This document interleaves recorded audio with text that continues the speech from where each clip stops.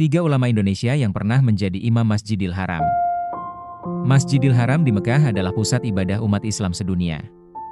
Menjadi imam di tempat suci ini adalah sebuah kehormatan besar yang hanya diberikan kepada ulama dengan keilmuan, akhlak, dan pengaruh yang luar biasa.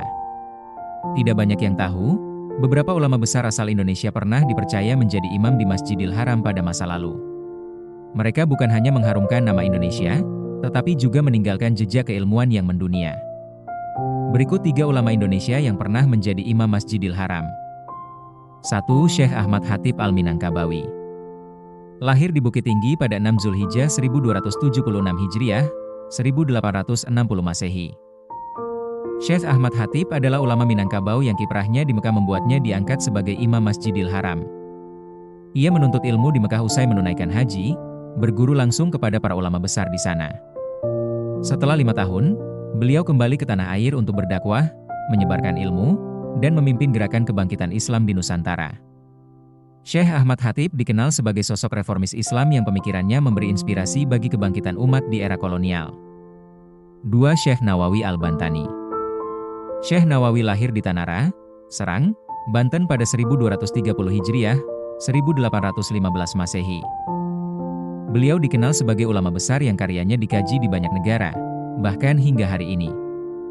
Sejak muda, beliau sudah menuntut ilmu kepada ayahnya, kemudian melanjutkan ke pesantren hingga akhirnya menunaikan haji di usia 15 tahun. Beliau bermukim di Mekah dan dikenal luas karena keilmuannya dalam fikih, tafsir, dan tasawuf. Hubungan baik dengan ulama Haramain membuatnya dipercaya menjadi imam Masjidil Haram dan pengajar di sana, menggantikan Syekh Ahmad Khatib. Kitab-kitab karangan Syekh Nawawi, seperti Tafsir Munir dan Nasyaihul Ibad, masih diajarkan di pesantren-pesantren Indonesia hingga kini. 3. Syekh Junaid Al-Batawi. Syekh Junaid adalah ulama asal Betawi yang bermukim di Mekah selama 60 tahun. Beliau dikenal sebagai ulama karismatik yang turut mempengaruhi pergerakan Islam di Batavia, Jakarta.